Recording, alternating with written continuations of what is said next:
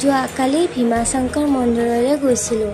গৈয়ে ভগৱানৰ কাৰণে ধূপ চাকি গোটেইখিনি কিনি ওপৰলৈ উঠি থাকোঁতে আহিল নহয় বৰষুণটো ক'ৰ পৰা।